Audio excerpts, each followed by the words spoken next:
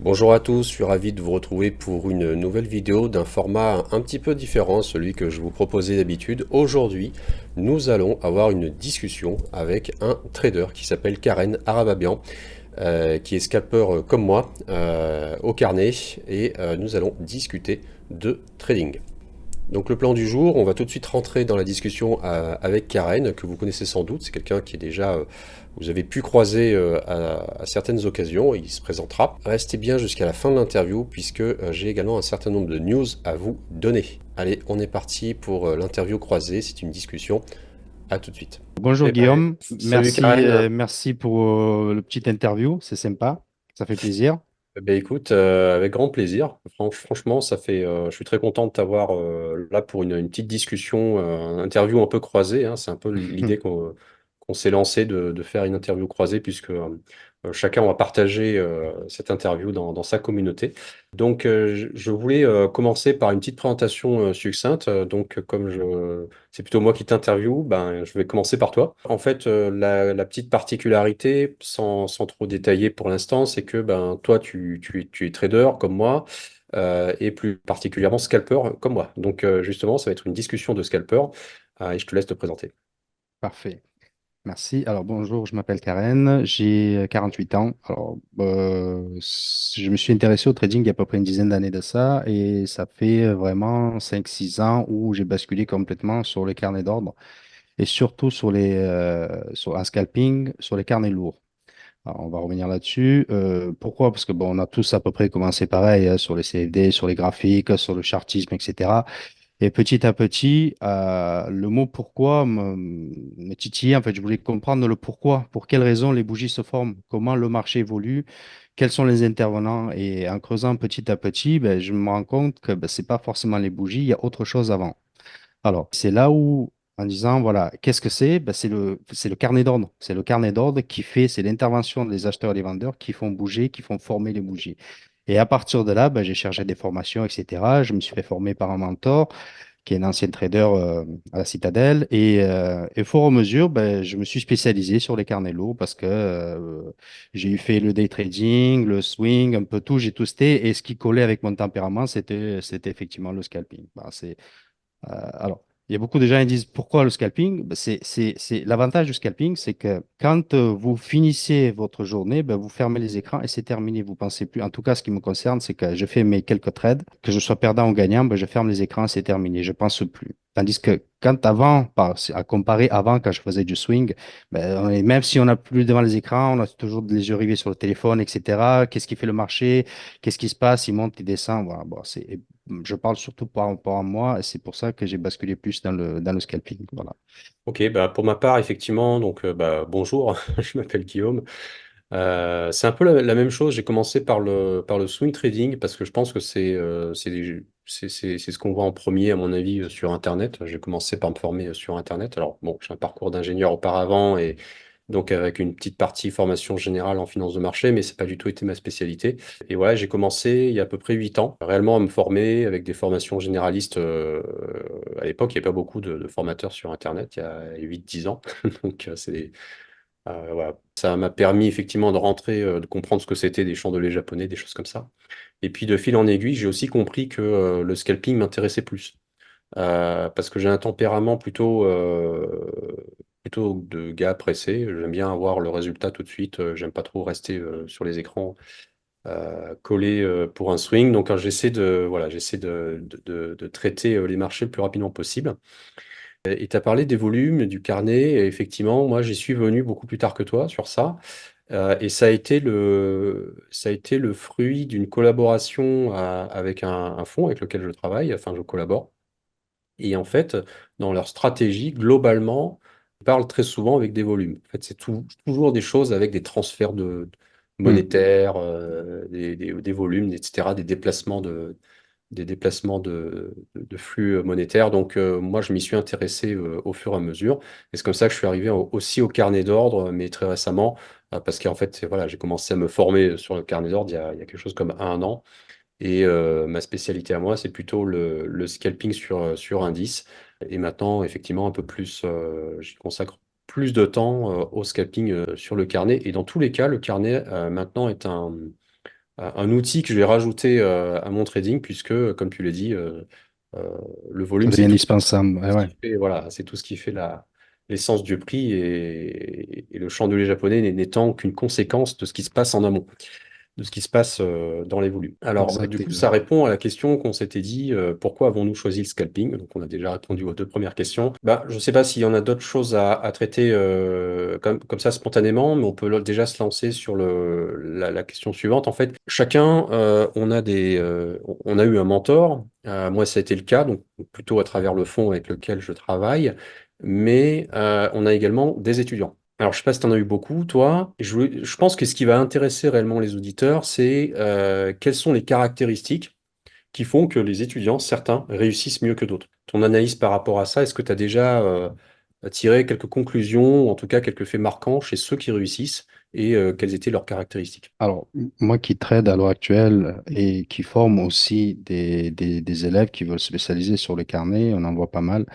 Alors, ceux qui réussissent, je dirais que ceux qui réussissent le plus, c'est que ceux qui persévèrent, qui mettent de côté certaines choses et en fait, ils essaient de.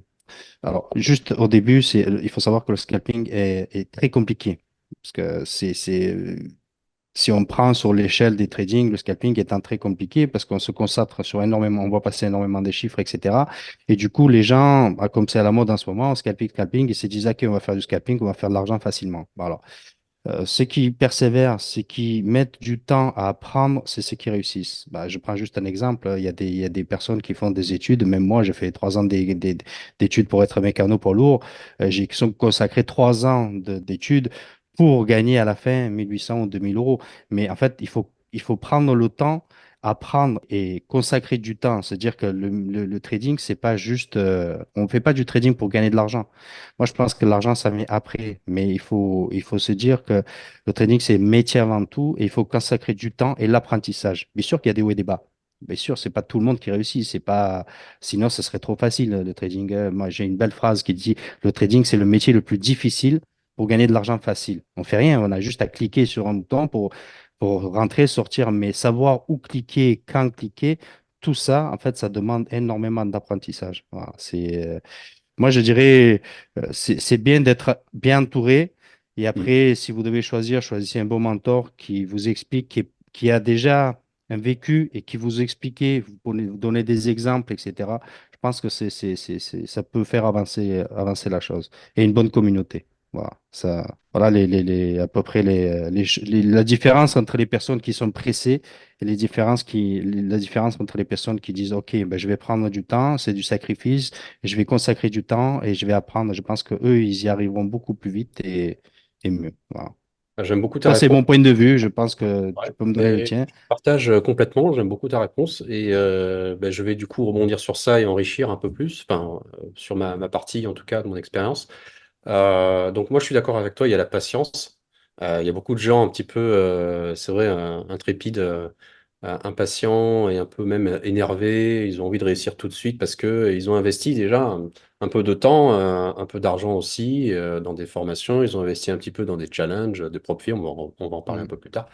Ils ont investi dans des pertes aussi, et puis ils sont pressés, ils ont envie d'avoir une rentabilité, un retour sur investissement, et oui, assez rapidement. Donc, tu as raison, tout à fait. Et c'est vrai que il faut du temps, parce que ça prend pas un mois, 2 mois, ça prend même pas 6 mois ou un an. C'est vrai que il faut avoir Du temps. Ouais. rencontré toutes sortes de situations de marché. Je mettrais le mot focus aussi, qui résume un peu aussi la patience et l'abnégation, le fait de persévérer, parce qu'il y a pas mal de difficultés, c'est vrai. Le scalping, c'est difficile, dans un sens facile, c'est vrai, à l'exécution, mais difficile dans la régularité. Je dirais qu'également, ceux qui réussissent le mieux, ce sont les personnes qui ont une approche méthodique. Donc ça va aussi un peu avec le focus. Tu as des personnes qui vont avoir le focus, mais qui vont faire un peu le tour du bocal sans réellement se noter des repères, synthétiser des choses. Je parle beaucoup de backtesting aussi. Je sais que tu fais aussi du trading Mm. algo, donc ça te parlera aussi. Et voilà, donc les gens qui arrivent avec un peu de méthode et qui ont le focus, Ça veut dire y consacrer du temps, tout simplement. Je pense que moi, personnellement, euh, bah, persévérer, pour percer même dans le scalping, j'ai tout laissé de côté. J'ai laissé un job. Bon, c'est pas un conseil que je donne, mais comme j'avais le capital et une certaine sécurité financière et suffisamment de capital pour trader, voilà, je m'y suis consacré tout le temps, tout le temps, tout le temps. Donc tous les jours et encore aujourd'hui, ben, ce qui fait que j'arrive à être régulier, c'est parce que je suis tous les jours devant les marchés. Donc quelqu'un qui, je dirais, qui est étudiant ou salarié et qui va euh, y consacrer une demi-heure de temps en temps, même tous les jours, bah, c'est pas suffisant en fait. Donc il y a cette notion de patience, de focus, de temps investi et de méthode. Voilà, c'est des Non, choses que je... c'est tout à fait ça. Un petit conseil, les gens qui veulent se mettre au trading, c'est... Alors, il y a deux choses. Les gens qui travaillent, qui ont travail et qui font du trading et petit à petit ils font la transition, ils arrivent mieux par rapport à la psychologie du trader, tandis que si vous arrêtez le travail et du jour au lendemain, vous dites, voilà, je veux devenir trader, mais et vous voulez en vivre de ça, c'est complètement différent. Je ne conseille absolument pas de faire ça. C'est bien de faire la transition parce qu'en fait, ce qu'il y a, c'est que quand vous tradez pour en vivre, vous ne tradez pas de la même manière que quand vous avez déjà un job et vous apprenez. En fait, vous dites, voilà, comme j'ai dit, on a dit, le sacrifice financier que vous allez faire, petit à petit, vous faites le bascule. Voilà. Ouais. Je prends juste un exemple. Dans mon groupe, on traite tous les jours. Nous. Dans mon groupe, j'ai une femme qui est infirmière. Elle gagne bien sa vie, mais petit à petit, elle fait la transition. Ça fait à peu près un an et demi qu'elle est avec moi. Et là, elle commence à faire pas mal de payout au niveau des propres firmes. Et ça me fait très plaisir parce que même elle, elle a dit, bah, je vais consacrer du temps. Je répète encore, consacrer du temps. En fait, c'est la partie apprentissage qui est très importante. Voilà, c'est Mm. Non, c'est magnifique, effectivement. nickel. Alors, c'est marrant parce que je suis d'accord avec ce que tu dis, mais en même temps, moi, par exemple, mon mentor m'a toujours dit le contraire. Mais je suis d'accord avec l'aspect psychologie. Je suis d'accord avec l'aspect psychologie et en même temps, bon, bah, comme mon mentor est nord-américain, c'est la mentalité américaine, hein. Ah, ouais, Et ouais, là-bas, ouais. en fait, c'est le contraire. En fait, lui, il va dire le focus, et il me le répétait d'ailleurs, hein, il me dit, mais le focus, c'est de ne pas avoir de plan B et de tout investir dans cet apprentissage, de se mettre en risque. Bon, lui, c'est un énorme trader, hein. C'est un énorme trader. Mais voilà, donc il y a un petit peu ces deux écoles-là. Moi, c'est vrai que je trouve que j'ai fait le grand saut. Ça a été très difficile au début. Et puis après, je me suis construit une feuille de route, je me suis construit des investissements à droite à gauche, je me suis construit des... Hop, ça le réveil qui sonne. Enfin, pas le réveil, mais des alarmes que je mets en route Ah ouais, moi, 5 minutes avant l'ouverture. Voilà, 5 minutes avant l'ouverture. Il y en a un qui suit. Il y en a d'autres qui ont peut-être percuté aussi. Donc, effectivement, ouais, voilà, effectivement, c'est très dur psychologiquement. D'un autre côté, ça peut donner un énorme coup de fouet pour passer certains caps.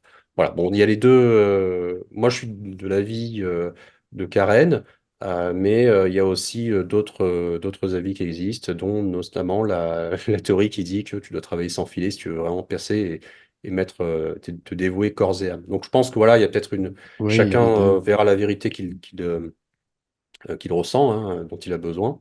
Mhm. Mais je vais jamais effectivement conseiller à un débutant de lâcher son CDI avec une famille derrière pour se consacrer au trading tant qu'il n'a pas des résultats concrets, quoi. C'est C'est certain. ça, c'est ça.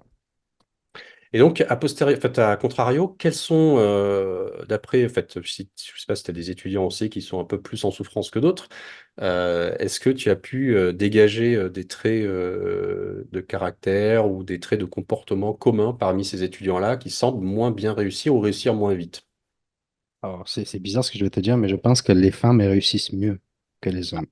Ouais. Voilà. J'en ai eu quelques-unes, et il y en a une qui est sortie du lot, celle que j'ai parlé. En fait, elles sont plus minutieuses, et quand notre problème qu'on a en tant que trader, c'est on est impatient. On est impatient. Si j'en connais pas beaucoup des traders, je vais leur mettre devant les écrans, je vais dire, voilà, tu regardes les écrans, tu fais tes scénarios dans la tête, mais tu prends pas un seul trade pendant des heures et des heures. Ça va être compliqué. En fait, la patience, nous, on lutte contre nous-mêmes. La patience, et je me dis, et aussi, de- je trouve que Les femmes, elles sont plus patientes. Dans ce que je connais, hein, par rapport aux élèves que j'ai formés. Et ceux qui réussissent mieux, Ceux qui réussissent moins bien ceux qui aussi. réussissent moins bien, c'est faire vite l'argent. Voilà, c'est la seule devise qu'ils ont. Je veux faire cette formation. J'ai fait ta formation. Eh ben, je veux, à la sortie des vidéos, à la sortie d'une semaine, 15 jours, je veux gagner de l'argent.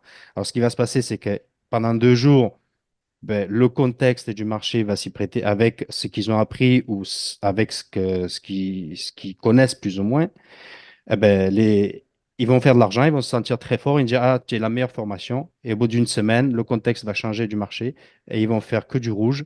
Et là, ils vont te dire, c'est de la merde, c'est pas bon, ça marche pas du tout. Mais le problème, c'est qu'il faut du temps. Je reviens encore à ça. Il faut connaître à peu près tous les contextes du marché.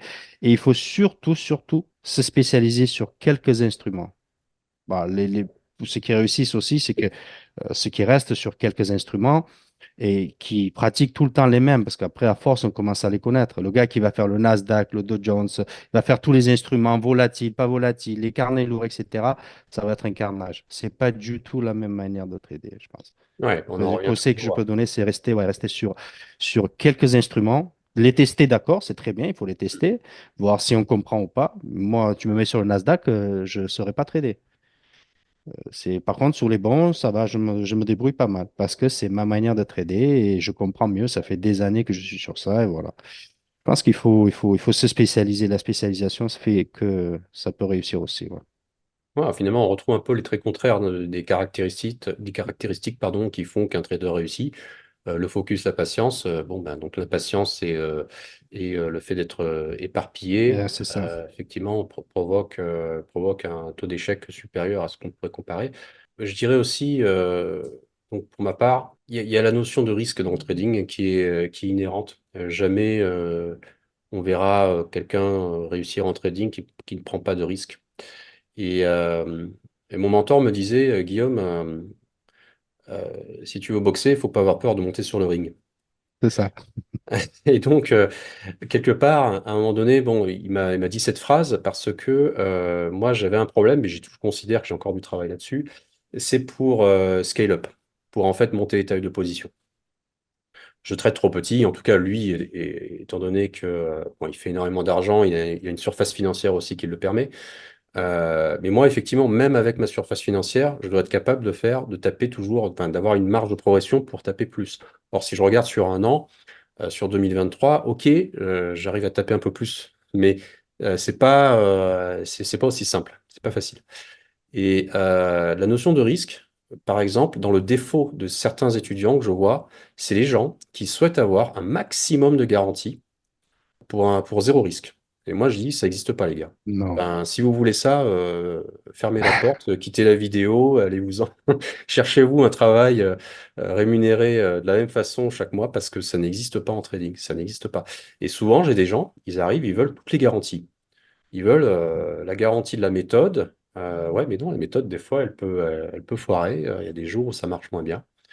Là, par exemple, aujourd'hui, j'en parlais à Karen, voilà, j'avais un trade en souffrance qui nous a décalé un petit peu le meeting, mais il y a des jours où comme ça marche un petit peu moins bien et c'est normal. Et je dirais que les personnes qui ont cette approche-là de vouloir tout contrôler, de vérifier le setup 150 000 fois, de vouloir même limite se borner, mettre trop de règles, ça marche moins bien. Vous avez le trading algorithmique, c'est une chose, mais lui, on s'affranchit de la partie psychologique, il fait sa vie, il a des phases de drawdown et tout le monde est content avec ça. Mais quand on vient à la nature humaine, à un humain qui applique des règles, eh bien, vous avez certaines personnes qui ont du mal, en fait, justement, à accepter au moins une perte et qui veulent des garanties. Donc moi, je pense que c'est une caractéristique qui fait que on a certaines personnes qui sont pas faites juste pour faire du trading. Voilà, bon. C'est ça. Surtout que les pertes font partie de notre métier. En plus, il faut accepter les pertes. Ouais. Ah ben, clairement, il Donc, faut. c'est comme ça. C'est comme ça. Il faut accepter les pertes. Ça fait partie. C'est pas linéaire. C'est vrai que c'est difficile de passer d'un état de salarié, je touche un revenu tous les mois, Ah, à bah, je monte pas en escalier, je monte, je redescends un petit peu. Alors voilà, le principal, c'est de descendre pas trop, puis on remonte. Et c'est vrai que c'est un métier, il n'y a pas de garantie. Mais moi, ce que je dis, ce qui fait un peu le charme de ce métier-là, c'est un peu la liberté. de pas devoir rendre de compte.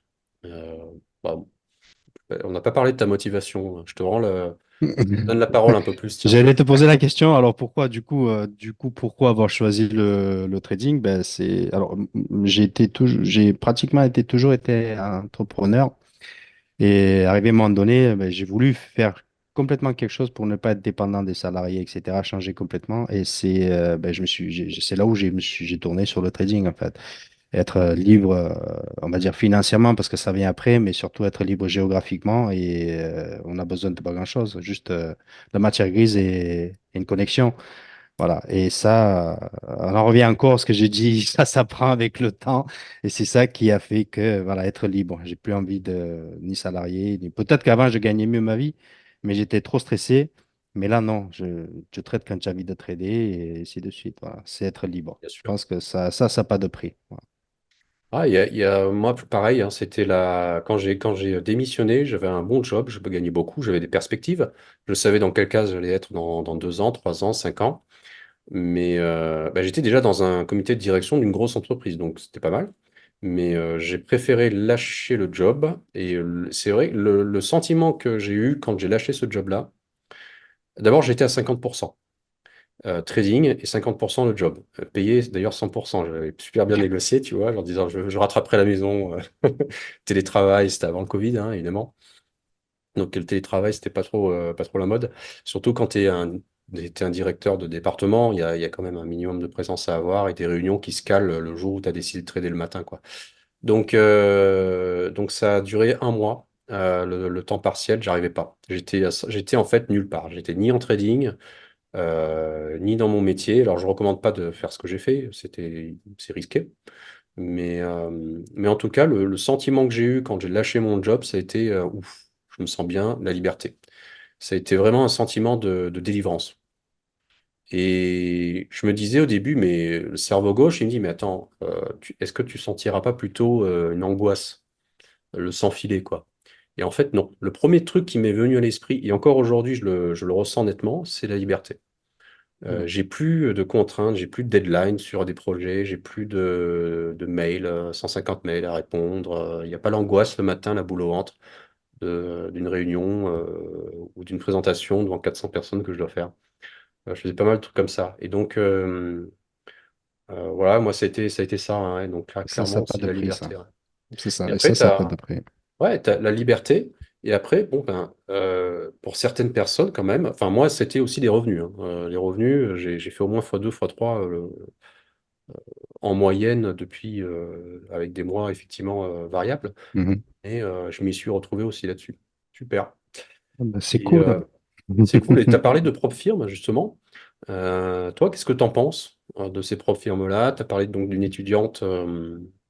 C'est bien ça, c'est à la mode en ce moment, les propres firmes.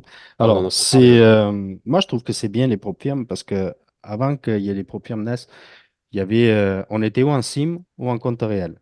Alors, ce que je faisais un peu reproche aux gars, c'est que je leur disais, avant que les propres firmes arrivent, les gars, ils le tradaient à un lot. Je leur disais, restez toujours à un lot. N'allez pas mettre 10 lots, 20 lots en sim, ça sert à rien parce que tu vas afficher des résultats de malade. Ok, c'est très bien, tu as gagné des sommes astronomiques, mais tu es en sim. Le jour où tu vas te mettre en réel, tu vas pas trader avec tant de lots. Tu vas trader à un lot, à deux lots maximum peut-être. Mais quand ton cerveau, il aura enregistré ces tailles de l'eau que tu faisais en sim, il ne comprend pas que c'est du sim. Lui, ce qu'il va dire, ah, comment ça se fait que je ne fais pas les mêmes résultats? Et il va te forcer à prendre des trades qui n'ont pas lieu d'être. À un lot, tu ne vas pas faire les mêmes résultats, etc.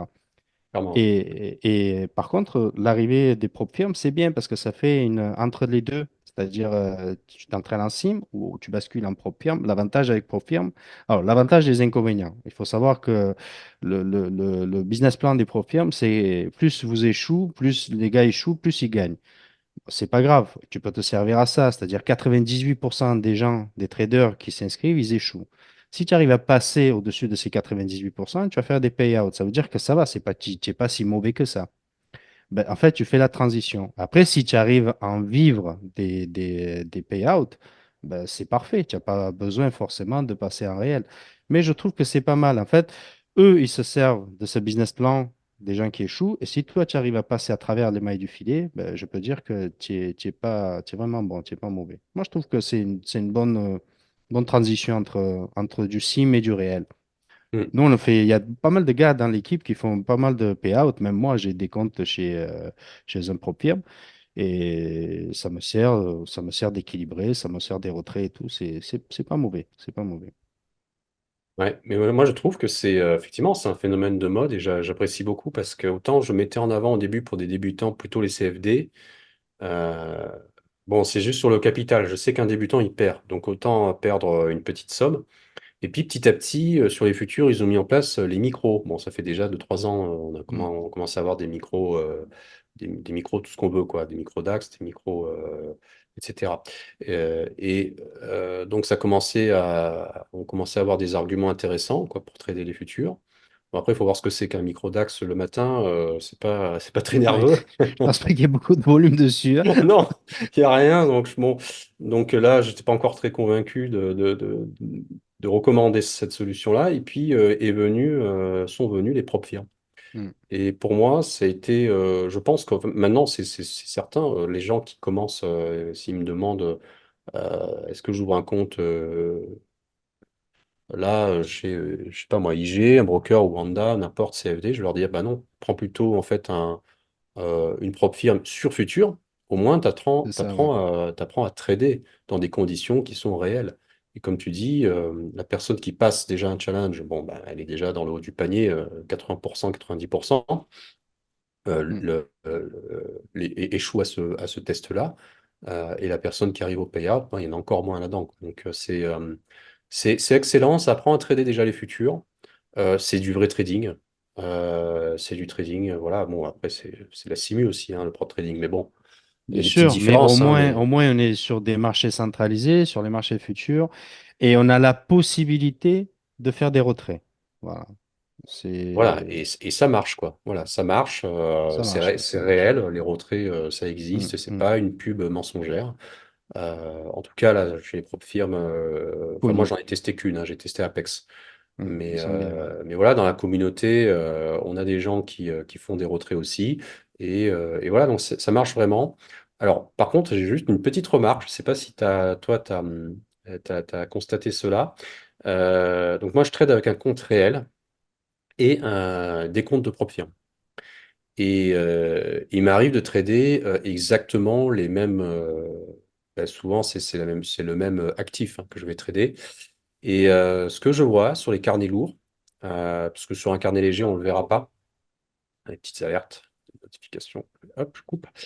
Sur un carnet lourd, ce qu'on peut voir, c'est que vous allez être exécuté instantanément sur un compte de type Apex propre firme quand c'est votre tour, alors que sur un vrai compte réel, vous avez une latence. Et donc, souvent, ça m'a joué des tours, ça. Je me disais, mais mince, là, j'ai été exécuté, et à chaque fois, c'est systématique. Sur le compte, entre guillemets, donc de démo de propre firme, on est exécuté instantanément. Même si on est en fait, ah ben, quand on place un ordre, on est à la fin de la file d'attente. Eh bien, bon, je ne sais pas si tout le monde comprendra cet exemple-là parce qu'il faut un peu trader pour piger le système.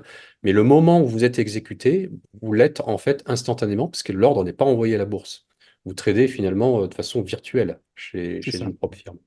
Alors que quand c'est un compte réel, bah, vous n'êtes pas exécuté immédiatement. Vous allez avoir peut-être un ou deux lots exécutés, si vous en avez mis quatre ou cinq. Les autres sont toujours en attente. Donc ça, voilà, ça joue des surprises. Je sais C'est pas tout si à toi, fait tu ça, as... en fait. Non, non, c'est exactement ça. D'ailleurs, il n'y a pas longtemps, on m'avait posé la question, une des élèves, c'est en fait, eux, ce qu'ils faisaient, c'est que déjà, il faut savoir que quand on est sur propre firme, on reste tout le temps en SIM, que ce soit en compte Oui, PA ou compte évaluation. À la base, si tu veux, on les appelle propre firme, mais c'est des sociétés d'évaluation, on va dire, parce que tu restes tout le temps en SIM. tout le temps, ouais. Effectivement, il y a des. Alors là où tu peux vraiment voir la différence que tu viens de dire, c'est que si tu répliques tes trades sur plusieurs comptes, si tu, par exemple, je te prends un exemple, tu prends un compte Apex et tu prends des trades sur ce compte-là et tu répliques par intermédiaire de d'autres logiciels sur des comptes réels, mais tu verras que ton compte Apex, il va prendre le trade. Par contre, ton compte réel ne va pas prendre le trade. Ouais, En fait, comme tu viens de dire, on reste toujours en sim. Alors, ce que je conseillerais, c'est que ceux qui font ça, c'est que restez toujours dans le cercle SIM, c'est-à-dire vous répliquez le compte Apex sur un autre compte Apex. Par contre, les comptes réels, vous les tradez autrement, en dehors des comptes Apex, parce qu'on ne peut pas répliquer les SIM contre les réels. Voilà, ça fait des petites différences, c'est mais c'est ça, c'est quasiment, ça. moi je considère que c'est un edge. C'est un edge pour les personnes qui démarrent le trading. Elles ont un edge qui est magnifique, c'est que bah, l'exécution est parfaite, puisqu'elles sont sur un compte de simulation en propre firme. Le deuxième edge, c'est qu'elles ont des tarifs imbattables. Enfin, pour l'instant, à l'heure où on se parle, les tarifs, les commissions donc répliquées par les propres firmes sont beaucoup plus faibles, Mhm. de 1,5 à 2 fois inférieur à ce qu'on a en réel. Donc, bah, ça donne un avantage vraiment non négligeable en fait. Donc, c'est vraiment un edge que vous avez en fait en propre firme et qui fait que, comme toi, je pense que c'est un phénomène de mode, mais c'est une bonne chose. On Non, engraisse c'est bien, bien forcément sûr. Bah oui, les, les c'est propres le firmes en but. disant ça, C'est le mais je but, trouve. c'est le but, c'est le but. Bah, il veut mieux ça que passer de démo directement en réel et exploser le compte une fois, deux fois, trois fois. Après, tu vas dire le trading, c'est pas pour moi. Et pourquoi Bien pas sûr. avoir entre les deux, profiter de profit, peu importe, tu vas payer 30 ou 40 ou peu importe le montant que tu vas payer. Mais je dis encore, rester surtout, surtout sur les comptes marché futur, parce que c'est là où, même si on est en sim, mais au moins on voit tous la même chose. Voilà, c'est la seule différence entre les CFD. Voilà. Yes. D'ailleurs, sur les CFD, il n'y a pas de profondeur de marché. Non, il n'y a pas de profondeur de marché. Donc, si vous passez de CFD à futur, de toute façon, il faudra franchir un gap en termes de connaissances, de gestion Hmm. du marché, de connaissance du marché. Alors que si vous démarrez avec les futurs, bah, vous n'aurez pas à franchir ce gap, vous serez déjà dans le bain. Alors, petite question, alors dernière question avant éventuellement d'autres sujets si on en a. Quels seraient tes trois conseils donc pour réussir dans le trading? Je reviens encore au mot persévérance. J'aime bien parce que celui qui persévère, qui lâche jamais, je pense qu'il a plus de chances de réussir que le premier gars qui reçoit, comme tu as dit, sur un ring, un ou deux coups, après il arrête. Bah, c'est pas fait pour lui. Voilà. C'est très compliqué le trading, je redis encore. Après, moi, je trouve être entouré dans une bonne communauté où tout le monde trade pas la même manière, mais il y a une discussion, il y a une évolution. Parce que le problème, c'est que notre problème, c'est qu'on se retrouve souvent seul. Voilà, on est souvent seul devant les écrans et la solitude, ça tue. Et quand on trade en communauté, ça permet de discuter. Le jour où ça va pas, si tu as ton ami, tu vas lui parler à ton ami de trading, mais s'il comprend rien, il va te regarder, il va dire arrête, arrête tout. Si ça va pas, tu arrêtes. Par contre, tu parles à un trader, il va t'expliquer, on va essayer de communiquer, comprendre. Je pense que la communauté, c'est très important. Et la dernière chose, c'est trouver un, comme tu as dit, on a tous commencé par un mentor, de faire confiance. Si la personne te montre ce qu'il sait faire, son passé, sa réussite, et prendre un exemple pour avancer là-dessus. Voilà, Tout moi, à fait. je Bah, trouve que ouais. ces trois choses, ça peut englober à peu près mes pensées par rapport à ça. Voilà, après, je te laisse, toi. Ah, j'ai pas grand-chose à redire, hein. Moi, c'est pareil. Alors, je peux le dire de façon différente. En tout cas, pour compléter, je pense il faut revenir en fait sur le sujet du focus. Je pense que on en a parlé et c'est évident. Donc, je sais pas, moi, je confierais pas un proche, un enfant, mon enfant, à un médecin dont il manque en fait de l'expérience. Il vient juste d'avoir sa formation de médecin, il n'a jamais pratiqué. Est-ce que vous confieriez votre enfant à ce médecin-là? Je crois pas. Donc, il faut qu'il pratique. Pratiquer, ça veut dire bah, sous l'œil d'un mentor, enfin d'un superviseur. Il ne sera pas tout seul quand il va commencer la pratique. Aucun médecin, aucun chirurgien commence tout seul, sur, peut-être sur des mannequins, mais voilà, après, voilà, il est entouré. Donc, donc, je suis complètement d'accord avec ce conseil-là. Pour moi, c'est de la pratique, c'est beaucoup de travail, c'est de l'abnégation. Il n'y a pas de talent dans le trading, puisque le trading, c'est quelque chose où, en fait, c'est anti-humain, quoi. On doit faire abstraction de plein de choses qui font la beauté de l'être humain, comme la persévérance, l'espoir, ce genre de choses qui sont mauvais en trading. En trading, on doit plutôt avoir des règles, des choses très cadrées. Et nous, on n'est pas fait pour fonctionner comme ça avec trop de règles. On a du mal avec ça. Donc, c'est un petit peu renier une partie de son être pour devenir un bon trader. Mais c'est plutôt que le renier, le canaliser, je dirais, et être bien entouré, focus, trouver une personne, faire confiance au début. Il y a une dose de risque. Dites-vous qu'il y a une dose de risque quand vous allez vous engager avec une personne. Et puis voilà, petit à petit, je pense que ce qu'il faut que vous jugiez sur vous, c'est pas votre capacité à gagner, je dirais, c'est votre capacité à moins perdre, à maîtriser les périodes de drawdown. Si déjà vous êtes un trader qui a une equity, c'est bon, la courbe des gains et des pertes, en dents de scie, je gagne, je perds, je gagne beaucoup, puis je repère, puis je regagne. Moi, ça va, je dirais que là, j'ai un bon candidat, là, je peux l'emmener, je pense qu'on peut l'emmener quelque part et faire de lui, enfin, peut-être l'emmener vers son projet, si c'est son projet de faire cela à plein temps, ou en tout cas d'y consacrer une bonne partie du temps, il y a déjà un gros potentiel. Mais la première étape, faut pas la griller. La première étape, c'est pas d'être gagnant. La première étape, c'est de maîtriser les fameux trades où un coup, deux coups, j'ai grillé 30 ou 40% du compte, quoi. Ça, C'est ça. c'est des choses à avoir en tête au début, quoi. Voilà. Et c'est difficile, hein, parce que on a envie de maîtriser un sujet. Si je démarre un nouveau sport, je vais avoir des résultats tout de suite. Je vais sentir la progression. En trading, on la sent difficilement, d'autant plus quand on est seul, comme tu dis, Karen, je suis d'accord. Alors que quand on a un œil extérieur, un avis externe, ben bah, ça renvoie un peu l'image que nous sommes façon plus directe, et puis de la vie d'un trader, hein. C'est pas votre femme ou votre mari qui pourra juger de votre journée. Lui, il sera choqué, évidemment. Vous lui dites, j'ai perdu 200 euros, chérie. Arrête, c'est bon. Arrête. C'est ça. Économise le budget de la famille, là, parce que... Ou C'est 200, ça. ou 2000, ou 200 000. Non, non, je dirais il faut avoir un cercle d'amis, de traders avec lequel vous vous sentez bien et qui peut vous donner un feedback. Comme ça, c'est vraiment important. C'est vraiment important. Bien, bien, bien. Voilà. Je sais Ben, pas ben, si c'est tu avais cool. autre chose à rajouter sur ça. Non, ça va, c'est cool. On verra pour les prochaines.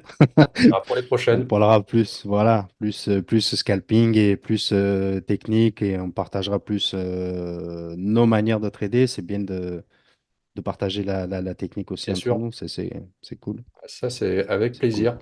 Bah, n'hésitez pas justement à écrire en commentaire là, de la vidéo les sujets que vous souhaitez qu'on développe. Sachant que bon, sur le scalping, Karen et moi, ben, il faut comprendre que c'est un sujet technique. Jamais on pourra vous donner, euh, on pourra vous dessiner une vue d'ensemble, mais rentrer dans le détail, pour l'avoir fait déjà plusieurs fois avec des étudiants, c'est long.